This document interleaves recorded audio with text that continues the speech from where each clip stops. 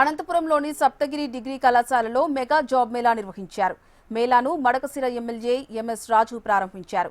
Job మేళకు యువతీ యువకులు అధిక సంఖ్యలో హాజరయ్యారు. ఎమ్మెల్యే బాలకృష్ణ హిందూపురంతో పాటు అనంతపురం ఉమ్మడి జిల్లాల అభివృద్ధికి ఎంతగానో కృషి చేస్తున్నారన్నారు. లేపాక్షి చిలమత్తూరు మధ్య కారిడోర్ హబ్ రావడం జరుగుతుందన్నారు. దీంతో ప్రభుత్వ ఉద్యోగాలతో పాటు ప్రైవేట్ పరిశ్రమల్లో ఉద్యోగ ఉపాధి అవకాశాలు ఏర్పడతాయన్నారు ఎమ్మెల్యే ఎంఎస్ రాజు. హిందూపురంలో హిందూపూర్ శాసనసభ్యులు గౌరవనీయులు పెద్దలు పద్మభూషణ్ బాలకృష్ణ గారి ఆధ్వర్యంలో దాదాపు 110 కంపెనీలు హిందూపూర్కి రావడం జరిగింది. మెగా జాబ్ మేళా నిర్వహించడం, ఈ ప్రాంతంలో దాదాపు 5,000 మంది నిరుద్యోగ యువతి యువకులకు ఉద్యోగ అవకాశాలు కల్పించాలనే లక్ష్యంతో బాలకృష్ణ గారు ఈ మెగా జాబ్ మేళాని ఏర్పాటు చేయడం జరిగింది.